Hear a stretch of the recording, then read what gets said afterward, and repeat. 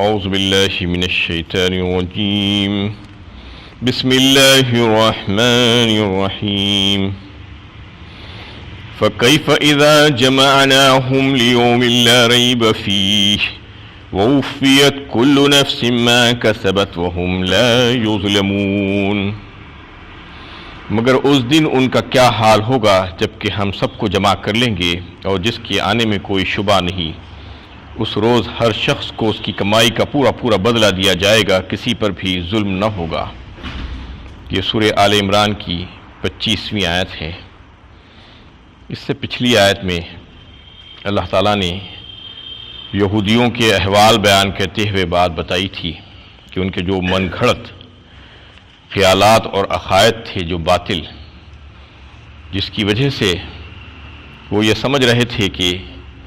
آخرت کی کوئی سزا ان کو نہیں ہونے والی ہے، اس کی وجہ سے وہ بے فکر ہو گئے تھے۔ یعنی مکافات عمل کا صحیح تصور ان کے ذہن میں سے نکل گیا تھا۔ یہ اس وجہ سے ہوا تھا کہ ان کا یہ کہنا تھا کہ ہم فلاں کی اولادوں میں سے ہے، انبیاء کرام کی اولادوں میں سے ہے، یا اور دیگر اللہ تعالیٰ کے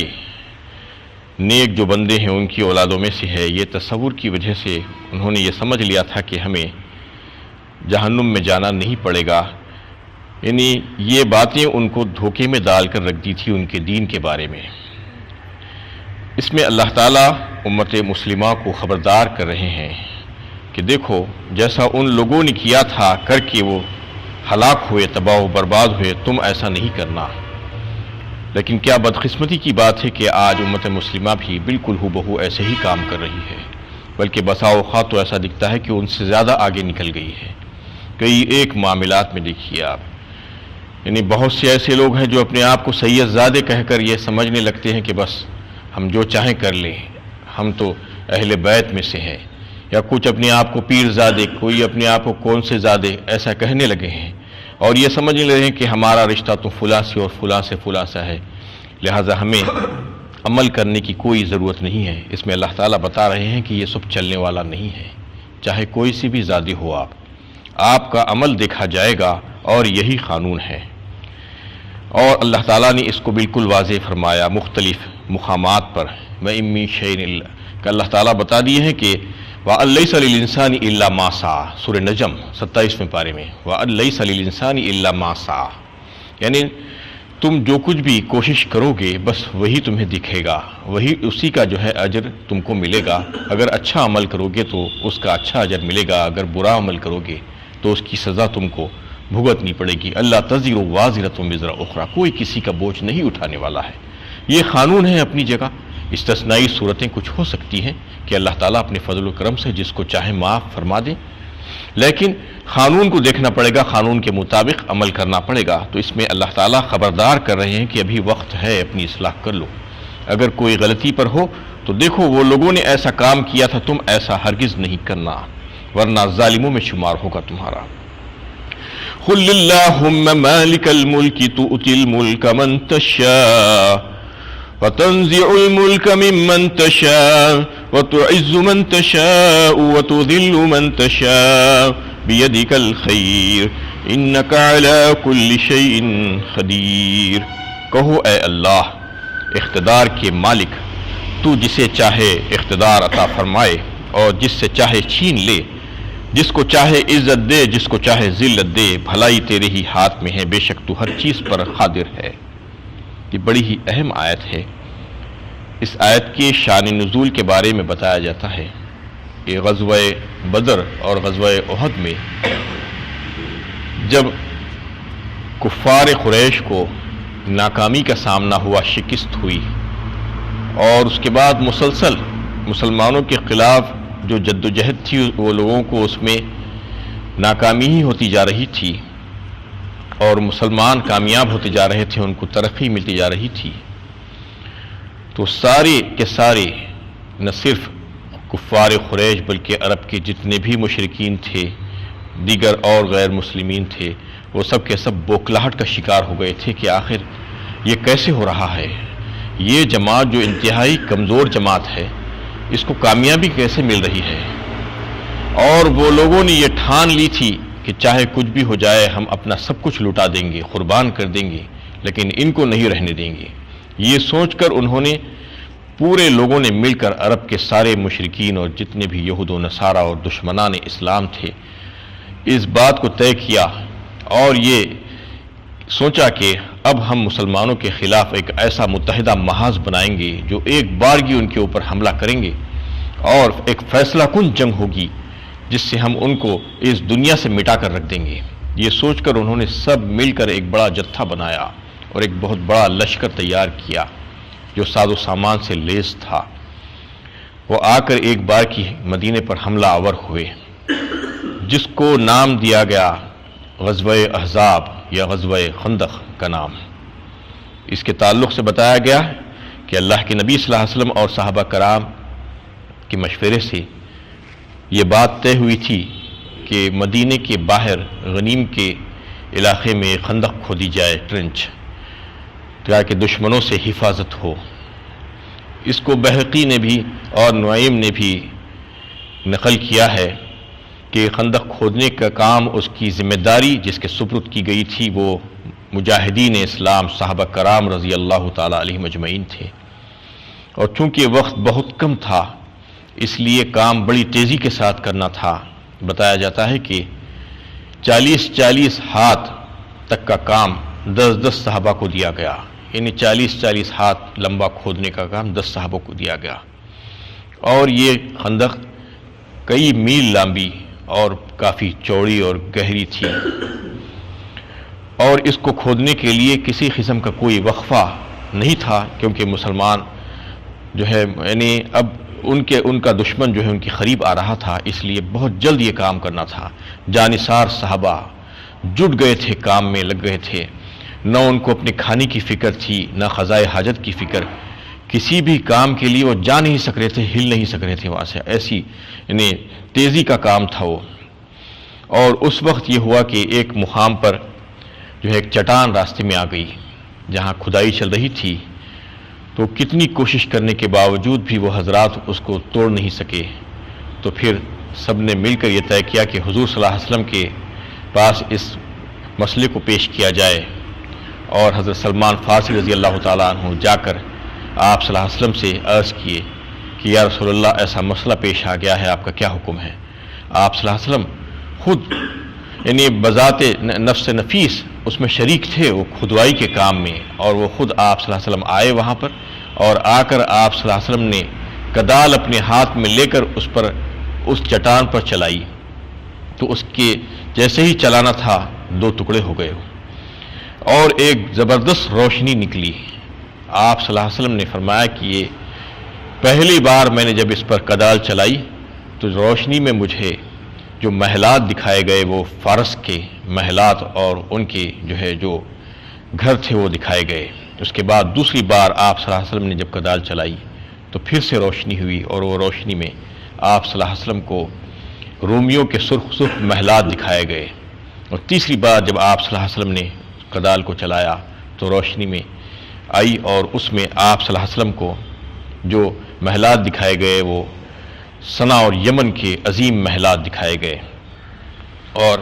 آپ صلی اللہ علیہ وسلم نے خوشخبری سنائی مسلمانوں کو کہ ابھی حضرت جبرائیل امین حاضر ہوئے اور آ کر مجھے بتایا کہ آپ کی امت ان تمام ملکوں کو فتح کرے گی اور ان پر غلبہ حاصل کرے گی۔ یہ پیشین گوئی کرنا تھا کہ جو منافقین مدینہ تھے ان کو تو ایک مذاق کا موقع ہاتھ آ گیا تھا، اور یہ کہنے لگے کہ اچھا اب اتنی بڑی بڑی حکومتوں اور ملکوں پر یہ لوگ خواب دیکھ رہے ہیں، جبکہ حال ان کا یہ ہے کہ اپنے بچاؤ کے لیے خندق کھود رہے ہیں، نہ کھانے کا ہوش ہے نہ پینے کا ہوش ہے۔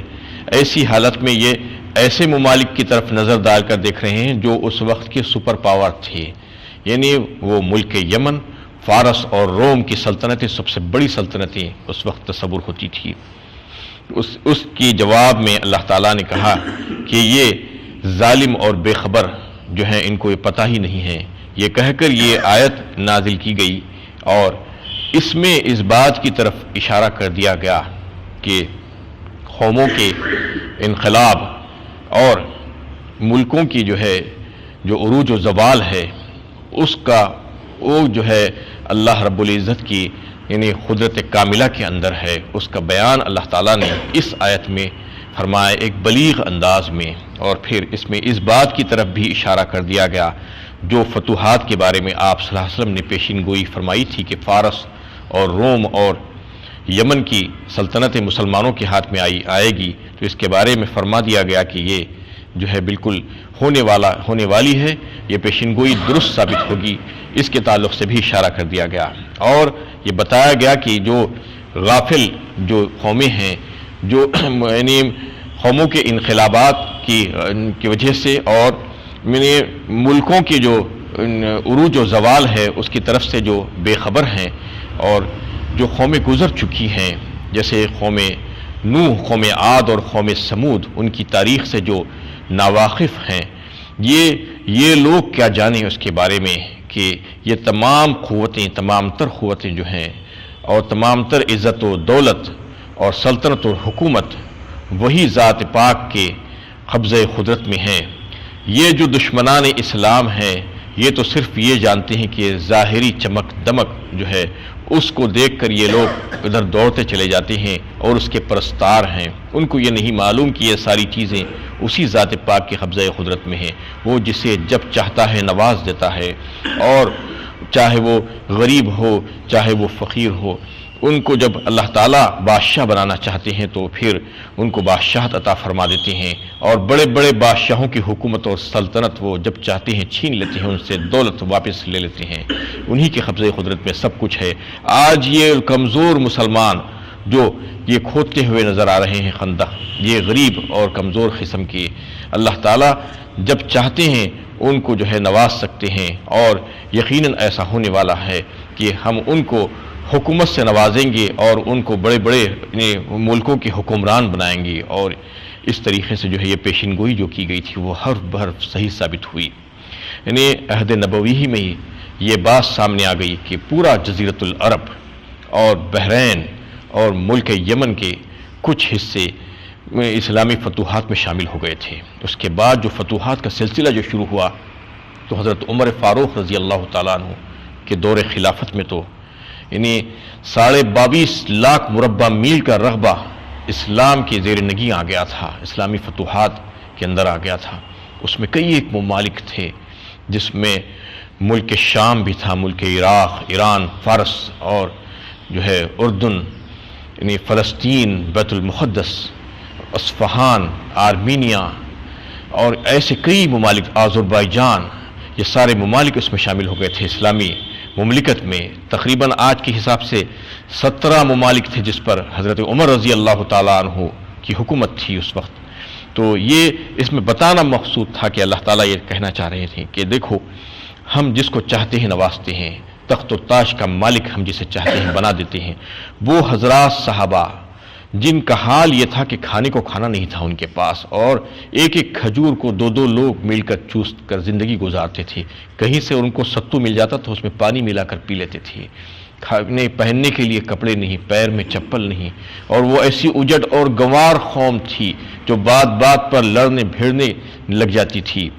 اور کون سی ایسی برائی ان کے اندر موجود نہیں تھی، نہ تعلیم تھی نہ تربیت تھی، لیکن جب وہ جڑ گئے نبی رحمت صلی اللہ علیہ وسلم سے اور اس قرآن سے، اللہ تعالیٰ کے بھیجے ہوئے کلام سے انہوں نے اپنا رشتہ جوڑا، تو پھر اللہ تعالیٰ نے ان کو آسمانوں پر جو ہے ستاروں کی طرح سجا دیا آسمان پر۔ یہ وہی حضرات تھے جن کی زندگیوں میں ایسا انقلاب آیا اور پھر ان کو تخت و تاج سے نوازا گیا، ملکوں کی حکمرانی ان کے قدموں میں ڈال دی گئی۔ یہ وہی حضرات تھے جن کو دیکھ کر لوگوں کو اندازہ نہیں ہو رہا تھا کہ کیا یہ وہی قوم ہے جو آج سے 23 سال پہلے تھی، ایسی اجٹ اور گنوار اور جاہل قوم آج اتنی تہذیب یافتہ قوم ہو گئی ہے۔ تو یہ کس کی وجہ سے ہوا تھا؟ اللہ کے نبی صلی اللہ علیہ وسلم کی برکت کی وجہ سے، ان کی صحبت کی وجہ سے، اور اس قرآن کی وجہ سے جس سے وہ جڑے تھے۔ تو اللہ تعالیٰ اس میں یہ بتا رہے ہیں کہ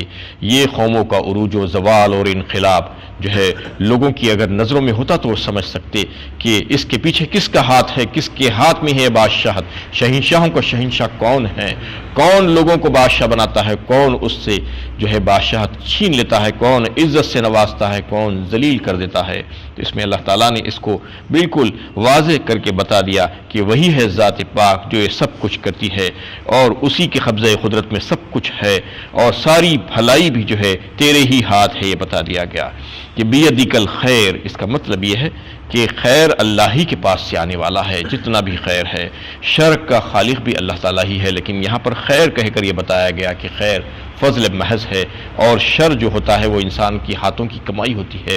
جو اس کے طرف آتی ہے، جو اپنی جو ہے کسب جو کرتا ہے انسان، اس کی وجہ سے اس کو شر بھی حاصل ہو جاتا ہے کبھی کبھی۔ اور ایک بات اس میں یہ ہے کہ میں نے مجموعہ عالم کے اعتبار سے اگر دیکھا جائے، اس کی مصلحت کے اعتبار سے اگر دیکھا جائے، اور اللہ رب العزت خالق کائنات کی نسبت سے اگر دیکھا جائے، تو کوئی چیز بھی شر نہیں ہے دنیا میں، سب میں خیر ہی خیر ہے۔ اگر وہ ذاتی طور پر اس کی نفس میں اگر کوئی شر ہے بھی تو لیکن مجموعہ عالم کے اعتبار سے اس میں خیر ہے۔ کوئی چیز نکمی اور بیکار اور ناکارہ دنیا میں نہیں ہے، کہیں پر اگر کسی کو اس سے نقصان پہنچتا ہے تو کہیں دوسری جگہ اس سے فائدہ بھی پہنچ سکتا ہے۔ تو اس میں یہ بتانا چاہ رہے ہیں اللہ تعالیٰ کہ سارے خیر اللہ ہی کی طرف سے ہے۔ انک علی کل شیء قدیر، بے شک اللہ تعالیٰ ہر چیز پر قدرت رکھتے ہیں۔ تولج اللیل فی النہار وتولج النہار فی اللیل وتخرج الحی من المیت وتخرج المیت من الحی وترزق من تشاء بغیر حساب۔ تو رات کو دن میں داخل کرتا ہے اور دن کو رات میں، زندہ کو مردے سے نکالتا ہے، مردے کو زندے سے، اور تو جس کو چاہتا ہے بے حساب بخششوں سے نواز دیتا ہے۔ اس میں اللہ تعالیٰ موسمی تغیرات جو ہوتے ہیں اس کا تذکرہ فرما رہے ہیں کہ کبھی رات لمبی تو کبھی دن لمبا، سردیوں میں رات لمبی ہو جاتی ہے اور دن چھوٹا ہو جاتا ہے، اس کے برعکس گرمیوں میں دن لمبا ہو جاتا ہے، رات چھوٹی ہو جاتی ہے، تو ایک کو دوسرے میں، دوسرے کو ایک میں داخل کر دیتے ہیں، رات کو دن میں اور دن کو رات میں اللہ تعالیٰ داخل فرماتے ہیں، اور زندے کو مردے سے اور مردے کو زندے سے نکالتے ہیں۔ جیسا کہ نطفہ مردہ ہوتا ہے، انسان سے نکلتا ہے، وہ زندہ ہے، اس کے بعد وہی نطفے سے انسان پیدا ہوتا ہے جو زندہ ہے، یعنی مردے سے زندہ نکال دیتے ہیں، مرغی سے انڈا اور انڈے سے مرغی، جو زندہ ہے جو ہے مرغی، اور اسی سے انڈا نکلتا ہے، پھر وہی انڈے سے مرغی نکلتی ہے جو مردے سے زندہ نکل جاتی ہے۔ یہ اللہ کی شان ہے۔ وَتَرْزُقُ مَن تَشَاءُ بِغَيْرِ حساب، اللہ تعالیٰ جسے چاہتے ہیں بے حد و حساب رزق عطا فرما دیتے ہیں، اور ساری چیزیں ان کو عطا فرما دیتے ہیں، بخششیں کر دیتے ہیں، اس سے نواز دیتے ہیں جس کے لیے چاہتے ہیں، وہ سب ساری کی ساری چیزیں انہی کے ہاتھ میں ہیں۔ وآخر دعوانا ان الحمد للہ رب العالمین۔